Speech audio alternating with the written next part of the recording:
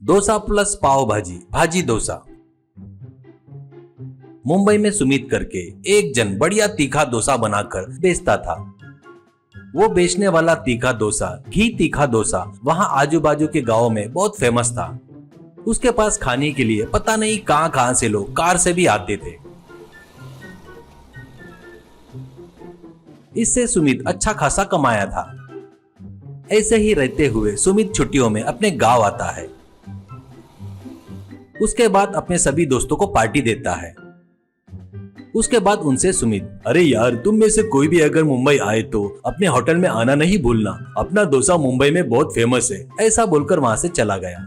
अब उन दोस्तों में एक मुन्ना करके उसका दोस्त था। देखे क्या उस सुमित को कितना घमंड है, उसके पास ही कार है करके बहुत घमंड है उसे। यानी अपन लोग सब मल्लार है और वो नहीं पीता क्या? देखा क्या वो कैसे चला गया? कहता है तो सुनो। क्या रे मुन्ना, तू ऐसा बोल रहा है? उसको पीने का शौक आदत नहीं है, पता है ना तुझे? तू पियक्कड़ है करके सभी लोग पियक्कड़ है ना क्या? कहने से मुन्ना वहाँ से गुस्से से चला जाता है। बाद में 2 दिन के बाद अपने दोस्त जीतू से मिलकर अब जीतू से मुन्ना, अरे वो सुमित आया ना तब से मुझे जलन हो रही है रे, और मेरे घर में भी उसके वजह से बहुत प्रॉब्लम हो गई है यार। उसको देखकर मेरे पिताजी मुझे बहुत गालियां दे रहे हैं। अपन मुंबई जाकर उसको भी अपने जैसा निकम्मा बना देना पड़ेगा रे, तभी अपन 24 घंटे मस्त पी सकते हैं यार। तो जीतू, बराबर बोला यार, मैं भी वही सोच रहा हूँ। अपन लोग आगे नहीं बढ़े तो बाजू वाले को भी बर्बाद कर देना चाहिए, तब वही अपने बराबर का हो जाएगा रे। वो खुशी ही अलग रहती है। चल चल अपन भी मुंबई जाएंगे, ऐसा कहता है। इससे दोनों अगले दिन ट्रेन से मुंबई में जाते हैं। उसके बाद दोनों मिलकर सुमित के पास तीखा डोसा की दुकान के पास जाते हैं। वहां पर हर प्रकार के कार को देखकर उनको आश्चर्य होता है। उसके बाद जीतू और मुन्ना को देखकर सुमित बहुत खुश होता है। उनको बढ़िया घी तीखा डोसा बनाकर देता है। वो दोनों बहुत खुश होकर खाते हैं। उसके बाद जीतू से मुन्ना, यार ये डोसा इतना अच्छा है इसलिए लोग ऐसे गर्दी करके खा रहे हैं। जीतू, अरे अपन किस काम के लिए आए हैं और क्या कर रहे हैं? तू उसके डोसे की तारीफ किया तो और 4 लोग आएंगे, इसलिए 4 दिन रुककर उसके डोसे का नाम धीरे धीरे खराब करना शुरू करना होगा, ऐसा कहता है। अगले दिन से जीतू और मुन्ना दोनों लोग आने वाले कस्टमर के बाजू में बैठकर उनसे, जीतू ये डोसा क्या है? हमारे गांव का पाव भाजी रहता ना, वो जबरदस्त रहता, उसका तो लेवल ही अलग है। अरे पाव भाजी खाए तो कितनी ताकत आती है पता है क्या भैया? ये आटे के डोसे में क्या रखा है? डॉक्टर भी पाव भाजी खाने के लिए ही बोलते हैं, डोसा ज्यादा नहीं खाना चाहिए, एकदम वेस्ट है करके बोलना शुरू करता है। उसकी बात सुमित सुन लेता है और अगले दिन ही सुमित अपने डोसे के साथ साथ पाव भाजी को मिलाकर भाजी डोसा करके दोनों को मिलाकर लोगों को सर्व करना शुरू करता है।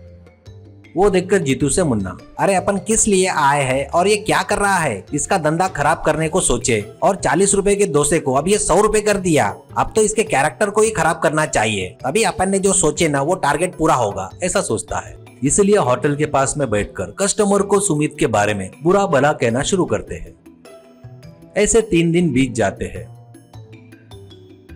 ऐसे रहते हुए एक दिन एक मोटा आदमी आकर भाजी डोसा ऑर्डर करके खा रहा था। अब उसके बाजू में बैठकर मुन्ना, भाई भैंस के जैसे हो, कैसे खा रहे हो? फिर भी इस डोसे में क्या है? वेस्ट है वेस्ट। और एक बात, ऐसे बेरहम दरिंदे के हाथ का खाए तो सीधे नरक में जाएंगे, कहता है। फिर भी वो उनकी बातों को ध्यान न देते हुए और एक डोसा मांगकर खा रहा था। वो देखकर जीतू, क्या रे, उसे कुछ भी बताए तो वेस्ट है रे। भाई की पर्सनालिटी देख रहे कैसी है, सांड के जैसा फैल गया है रे, और 4 डोसे डाले तो भी ये खा लेगा। ऐसा कहने से वो आदमी गुस्से में आकर दोनों को पकड़कर ऊपर उठाता है और बाद में उछाल उछाल के मारता है।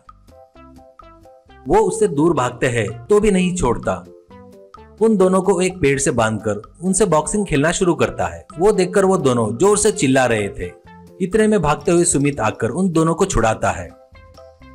अब मुन्ना जीतू को बाजू में ले जाकर, अरे वो डोसा खाने वाला व्यक्ति बहुत बड़ा पहलवान है रे, तुम लोग तुरंत ये गांव छोड़कर भाग जाओ रे, करके बताता है। इससे वो दोनों वहां से भाग जाते हैं। इसके बाद वो मोटा आदमी सुमित के पास आता है। अब वो मोटा आदमी सुमित से, जीजा जी तुमने बुलाया इन दोनों को धोने के लिए ही क्या? कौन है ये दोनों लोग? मुझे रोकते नहीं थे तो इन दोनों के हाथ पैर तोड़ देता था, फालतू का अनाप शराब बक रहे थे। सुमित, अरे ये मेरे बचपन के दोस्त थे रे, मेरे ऊपर जलन के कारण मेरा बिजनेस बिगाड़ने के लिए आए थे, इसलिए थोड़ा झटका देकर भेज दिया। अब कभी अपने को उंगली नहीं करेंगे। फिर भी तू मेरा आदमी है करके उनको पता चला तो ठीक नहीं रहेगा, तू चला जा, वापिस आकर तेरे को फिर से यहाँ देखेंगे तो और रोने लगेंगे। कहने से दोनों हंसने लगते हैं।